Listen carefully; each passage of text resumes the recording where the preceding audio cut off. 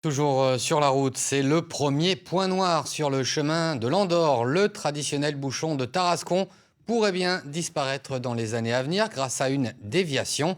Emmanuel Macron s'est engagé à réaliser ces travaux lors de sa visite en Andorre le week-end dernier. Alors, perspective sur place avec Geoffrey Berg et Pascal Dussol. Sur cet axe de Tarascon, où des milliers de véhicules circulent chaque jour, de nombreux commerces dépendent en partie de la clientèle de passage. Dans cet hôtel, par exemple, cela représente 1 à 3 chambres par jour en été. Si la future déviation pourrait entraîner une baisse de fréquentation, cet hôtelier préfère retenir le bon côté des choses. Les clients peuvent se plaindre éventuellement de nuisances sonores.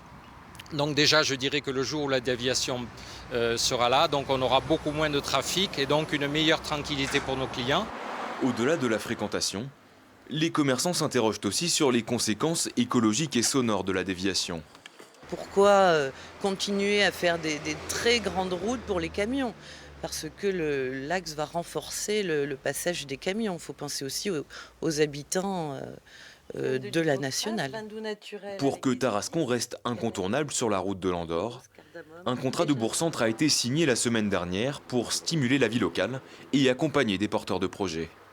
C'est un contrat qui va permettre de redynamiser le centre-bourg de Tarascon avec vraiment un accompagnement de la région, de l'État et du département, donc à hauteur de 2,5 millions d'euros quand même, donc ce n'est pas négligeable.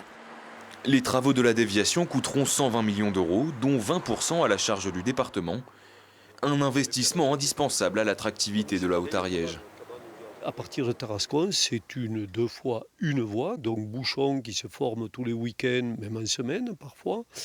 Et donc les entreprises ne viennent pas. Donc au niveau économique, ça sera déjà un gros plus d'avoir un désenclavement, puisqu'il s'agit de ça, il faut parler de désenclavement. Quoi qu'il en soit, la déviation ne sortira pas de terre avant plusieurs années. Au meilleur des cas, les travaux devraient s'étaler entre 2023 et 2030.